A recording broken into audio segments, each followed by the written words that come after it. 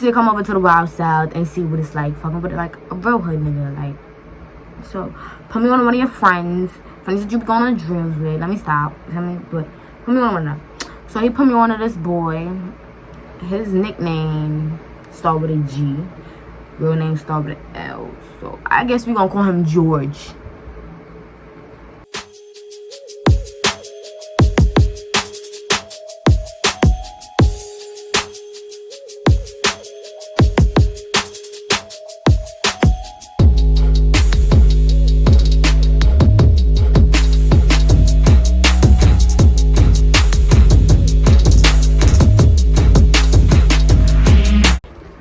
Okay, guys, we're back again. I decided that I was going to do another one, but this one is a little different. It's not much of a story time, but it's a story time because this is time, or like what it was like fucking with a nigga that was in jail. Or, let me put this in YouTube terms.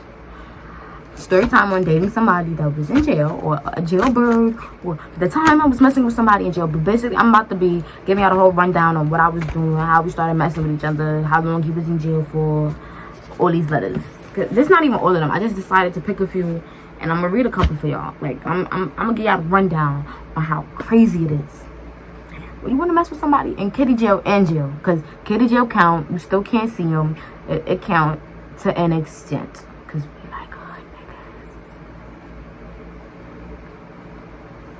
But yeah, so I don't know if you guys know who this person is, but his name is Siggy Black. He's a rapper. No, that's not who I was talking to. Don't go reaching. That been bro since kindergarten. Went to the same kindergarten class, first grade. He ended up moving, came back, and we was still in the same school. Like, that been bro. So it was like I said, I was a goody. I was running track. I was doing all that fun stuff, good girl stuff, GG stuff. So I told him, like, yo, swing me a joint. Like, I think it's time Kelsey to come over to the Wild South and see what it's like fucking with like a real hood nigga. Like, so put me on one of your friends that you be going on drills with. Let me stop. But put me on one of them. So he put me on to this boy. His nickname start with a G. Real name start with an L. So I guess we gonna call him George. So put me on to George. And I'm rocking with George, for me, for like 3 weeks. We texting on the phone, regular stuff. That's my little boo. That's my vibe. I'm not gonna say that's my boo thing, but that's my vibe. So he goes to one of Siggy's video shoots or whatever, and something happened out in Long Island where they ended up getting into a situation with the cops, and the cops searched the person that searched George, and while they was searching George, they found the gun on him. Like, it was in a coat, but it wasn't his coat, is what he told me. He never gonna tell me the truth as to what really went down, because he know I'm a bark on him. But regardless, he ain't telling me the truth. So he ends up going to jail. He texts me while he's in a cop car. He's like, yo, send me a number. I'm getting arrested right now. I'm gonna call you when I get to the precinct, and then I'm gonna call you when I get to wherever they send me. I'm like, all right. I sent him my number. He calls me. He's like, oh, Siggy in here. He with his girlfriend. Then it's another person in here. All people that I know. So I'm just like, all right, you might be Gucci. You might come home. Because like you said, you had the gun on you, on your person in that coat. So I don't know. Like, he ends up not coming home for a whole year. So now that whole year, I'm jail calls, and he got locked in Long Island. He didn't go to Rikers. He didn't go Big Boy. Well, he was in Big Boy jail, but it wasn't no state penitentiary type shit. Like, it was little kid jail. Like, it was he was locked up in county jail. Not nothing crazy. He was in a county jail or whatever. And he was calling me. I had to pay $5 per phone call. It wasn't $5 exact. It was probably like $4 and some change. Now that might sound like, but do the math. When he's calling you 50 times a day, 10 times, yo, he's calling like, I probably could find some screenshots to throw in there so y'all can see, like, he really, and like, I saved the jail number as always answer. No matter what, I was always answering his phone calls. School, I'm at the doctor, I'm in the hospital, I'm answering the phone call. My man is calling me, hold on. Feel me? So he $5 a call. He's calling like at least 6 times a day. 5 and 6, that's 30. 30 and 7, that's what, 210? 210, bro. That's just 210 a week on phone calls. Now I'm paying all these phone calls. I still got to pay for my rides out there because I live in Brooklyn. I was living in Flatbush. By the 2 train. He all the way in Long Island by the God knows what train. I'm getting it takes like an hour and some change driving to get to him where he's at. So I gotta pay for a ride out there. Then on top of that, I was only 16, so every time I wanted to go visit him, I'd have to get a letter notarized stating that my mother gave me permission to go see him and all types of bullshit. Like, it was a whole lot. Then there would be times where he wasn't calling because he was in a box, and I gotta write letters because that's all he could do, and send him pictures and all types of yada yada yada. It was a whole lot. Like, then he was like, oh, when he come home, it's gonna be a wrap for all that gang shit. He gonna be with me. He gonna regular bullshit that these jail niggas be feeding you. It be all lies. Don't listen to it at all. So I'm trying to stop saying you feel me because y'all coming at me. So, but yeah, what was I? Anyways, so he was fighting, getting cut. They was the police officers in there pepper spraying him. They was letting him get jumped. They was sending his ops where he was at. That's what he was saying. Then people was telling me he was low riding. Like, people that was in there was like, oh, he low riding. I don't know if y'all know what that means. Basically, he was tucking his tail, tucking his chain. Like, I don't know how that was to say it. I'm from Brooklyn, like I said. We got different slang. I don't know what y'all got going on, but he was low riding. He was tucking his tail. He was hot. That's what I was told. So now, let's get into some of the letters and what he was saying and why he was saying what he was saying. So the first letter, he sent it out on April 23rd. And it said, Kelsey, I could show y'all the address because I no longer live there. But, yeah. Kelsey Hope, because this is when he first got arrested. And, like, my name on Facebook was some next shit. So all he knew was my first name. He didn't know my last name. So he said, bro, 3X, meaning he said, bro, is what he was saying.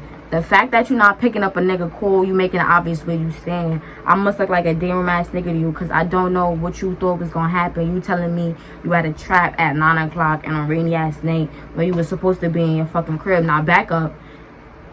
Like I said, I met him through Siggy. Siggy been my bro since kindergarten. Hood niggas chilling trap houses. I'm chilling with my brother and your friends smoking. I wasn't even smoking at the time. I was still running track when I met this nigga. I was still a goody. That's what I was saying. I'm letting you know if I come home and hear any rocky shit, it's gonna be active for you and niggas. If you think I'm a nigga you about to play because I look better, I don't know. He looked. So he was like, if you think I'm a nigga that you can play with, you better throw that shit out the window, cause best believe I'll come home and turn shit the fuck up, cause I'm not fucking pussy all day when you still gotta tell me what the fuck you was doing that night, cause gangster. Don't know why he was talking to me like that, but he was like, what was on? Cause he was like, cause gangster on my flag, if you out there treating around or entertaining any other nigga while I'm in this shit jacking you, when I get home I'm riling you the fuck up, and that's word to insane. Like I said, he was the gangbanger. But whole time he was in there, he was fucking with some whole next bitch too. Don't let me forget to add that in there too. You talking about something while he in there jacking you in there doing it. First of all, you're not doing the same shit I was doing, because honestly I was loyal. I was posting pictures, I was posting him home so he could be behind me. Can't wait for George or whatever. I keep fucking slipping up and saying names. It's my problem. But yeah, for me it was like word to insane. If you think that shit was gonna fly, you got me all the way fucked up. You bugging the fuck out. I need an explanation on why you thought this shit was savvy to do. Savvy mean like okay, like you thought that shit was okay. You thought like savvy is Gucci, like you Gucci, you good. Shit like that. If you doing this shit to fess me up, you got me all the way fessed up. If I was in the town, it would have been lit. Word to me, you, and your mother. He was real rude. But That was this letter. And I don't know where he put at the top, Target Kelsey, a song, misunderstood, mood, tight, and confused. Like, just so y'all don't think I'm reading a whole bunch of nothing. Like, he was really wilding. He was wilding me up. Now, on to the next letter. There's not really much I can say about that one. No, this is my birthday letter. That was a cute one. Yeah, I know I'm ghetto because I could just look at the dates and tell what's what. But I think he was cursing y'all in this one too. No, he wasn't. He was telling me how I was the light of his life in there. Right? So he was like, in here, everything I think about be stressing me out, except when I think of you. Even when I think of my fam should be stressing me out because I feel like I'm stressing them out. But the thought of you is like a stress relief. I would have thought you would be or feel so important. I guess he said who would have thought you would be so important to me. It's confusing, but I'm happy with it. I am hoping to make it clear when I get back into town. I'm not now that I'm reading these out loud, they're not making sense to me, but shoot. Anyways, so let me fast forward. It was mad lovey-dovey shit. He was like, I make him laugh, smile wholeheartedly. Hearing my voice brings him so much joy to this stressful day, all the bullshit that's going on. The only thing that would be more deadly than a rapid growth of his feelings for me right now would be his hate towards me. What? I'm not gonna read this no more because it's a little confusing to me. I don't know if he was trying to send me some love or tell me, listen, bitch, I fuck with you now. So the fact that I fuck with you now means you stuck with me. Because he was really on some crazy shit. Like, he was a little crazy. The day he came home, homie popped up to my house. I'm asleep. My stepfather come knocking on my door. He like, yo, Kelsey, why some boy at the door said he waiting on you? I'm like, what? I'm like, my boyfriend in jail. Who waiting on me? What boy? I go out there. It's my boyfriend. I'm like, oh. I ain't gonna lie. Fucking with him was fun. It was a vibe until, like, he started complaining about everything. Like, I get you're in jail and you don't want me doing too much. Especially not with your friends. Because it's like, it's a bad image. Your girlfriend out here with your friends going to the... Like... I went to a strip club, I'm not gonna lie, but I wasn't stripping. My friend, which is his man's baby mother, I only know all these people because of you. And, like, you mad because I'm hanging out with them. Like, my friend, his baby mom, well, his friend / my friend, baby mom's, she was having a music video at the strip club, and I went because at that time, me and her got close. She was my friend now. Like, we had created this little group called 6 out of 6. It was 6 of us, obviously, and we used to always be together. You see one, you see the other 5 right behind, or if you see one, you see part of the group with that one. Like, we was never alone. It was never 1 out of 6, but no, it was always like a 2 or 3 out of 6. Some shit, like, we was always together. You see one, you see someone else. Like, you don't just see one and see one. And he was expecting me not to go to her music video. I'm like, you see how I'm jacking her hard body as my friend. You talking about something, I can't go to her music video. You wilding, you thugging and bugging, sweetheart. But I think this is the letter where he was cursing me out. Because I remember picking it out. This the letter where he was cursing me out about the strip club, y'all. So he said, I'm in. I don't see how you really could sit here and make yourself more tight than me in this situation. But we tight for 2 different reasons, though. You tight at me because you think I'm mad at you. Because you went to the club. You probably saying, this nigga not trying to let me have no fun. That's not it, though. I'm actually happy for you. Went out and had and did something lit other than the regular shit we call lit on a daily. But if the circumstances were different, my happiness wouldn't have been in the shadows. I don't know. He thought he was spitting. No. He said, the shit that got me tight is the fact that you broke your promise and you was acting like there was nothing wrong with that. If when we talked about it, you was like, alright, whatever. Because he said, don't go. I said, alright, whatever. Alright, whatever is not me saying I'm not gonna go. It's just whatever. Like, alright, whatever. I don't want to talk about it no more. Alright, whatever. Like, conversation done. Topic over with. Let's go. Like, feel me? I wouldn't be as tight as I am right now. But it's the fact that you promised you wasn't going and you still went. If you could break your promise on something so small and it was that easy, what's to say you're not going to break your other promises over bigger and tougher things in the future? I trust you, don't get me wrong, but when you breaking promises for little shit like this, how am I supposed to keep my trust in you? Let's say you was in a situation where you was less privileged. I don't know. Skip.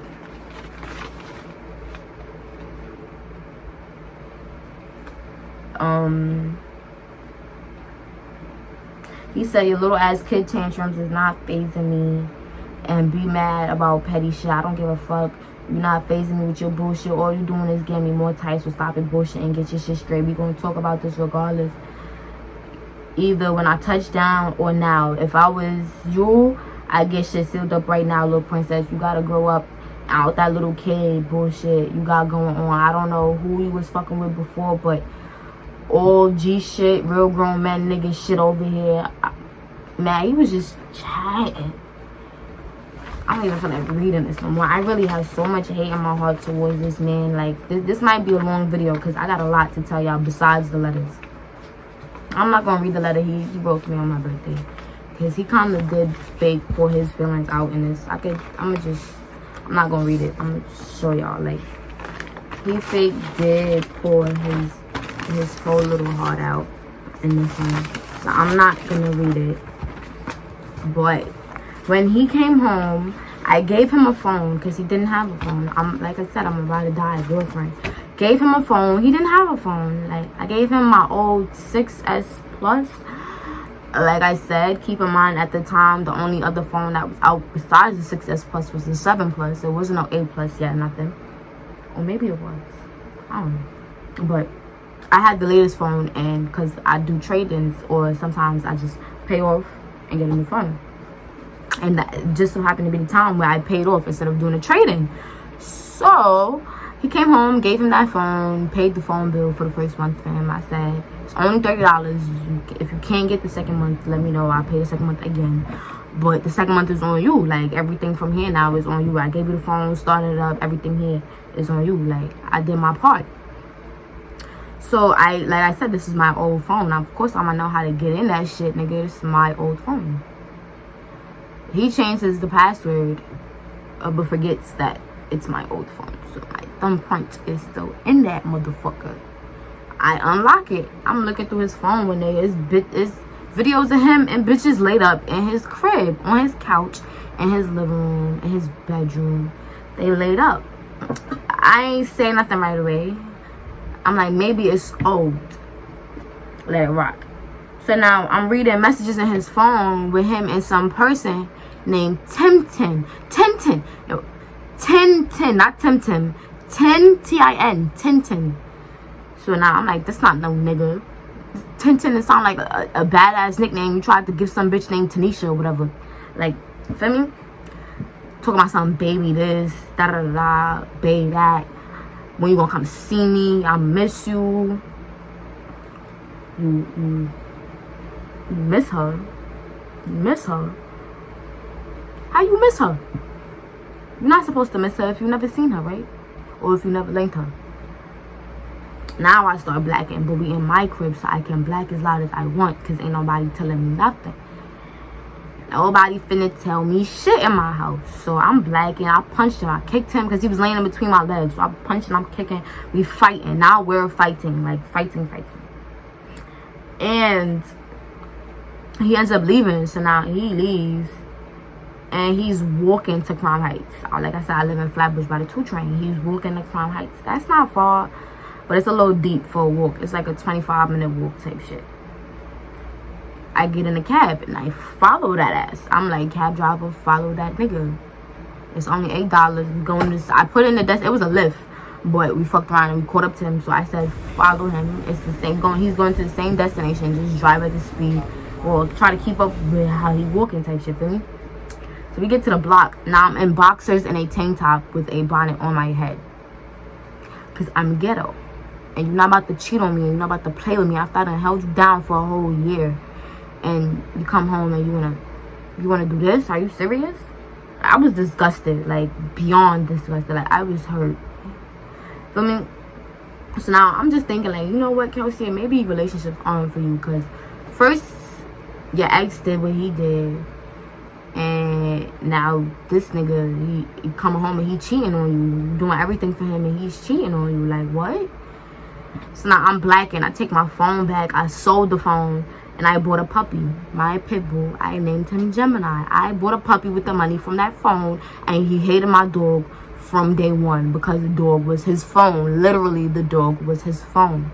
I sold the phone for $250 and bought the dog for $250. The dog was his phone, and he hated that. Like, but he ended up doing something like that was completely unforgivable to me, and like I was just like, I cannot fuck with you no more. If you can do that to me, somebody that's been holding you down for forever, well, not forever, but like, to me, it felt like forever. If you could do that to me, imagine what else you could do. Feel me? So I stopped fucking with him. Like, I'd say give or take 2 weeks. Within 2 weeks of him doing what he did, that was unforgivable. He got shot. Like, no, I did not set him up. I promise you. He got shot by somebody that they've been beefing with for years. Like, somebody that live in the area that they was beefing with for years. And the bullet, like, it was like, I don't know how to explain it. It came through his back and came out through his underarm type shit. Like, it came in through his back and came out through his underarm. So he got shot, and my friends was blowing on my phone because, like I said, we went in the same circles at this point. His friends is my friends. So my friends was blowing on my phone. They like, yo, what happened with George? I'm like, I don't know. Like, what are you asking me? They like, they jacking he got shot. I'm like, what? He got shot? When? When was this? Like, she said earlier on, go check Citizen. I checked Citizen. He really got shot. It didn't say his name or nothing, but it said the block where they be at, like the street address for the trap and all that. Like, it was the exact address to the trap. So I'm like, hey, I believe it. We go on the Citizen, it says he's in Brookdale, so I take a cab to Brookdale. Come to find out, he's in Kings County. So now I take another cab from Brookdale to Kings County. And I was just in the hospital. He came home. I was helping him. And we wasn't going good. I would not say that, because I never forgave him. I won't ever forgive him for what he did.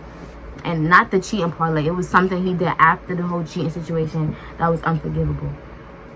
And I never forgave him for that. Like, but I was a nice person. I still am a nice person, and I was trying to be there for him. Like, you got shot, let me help you, let me take care of you. I was taking care of him. He was traumatized, what you could call, like, what you could say, he had PTSD or whatever. And I was doing my part. Once again, I always overplay my part and fuck with people more than they fuck with me. But lesson learned, don't believe nothing these little jailbirds tell you, because it's never what it is. They be lying, and I don't get it. But that's the time on when I was messing with a jailbird.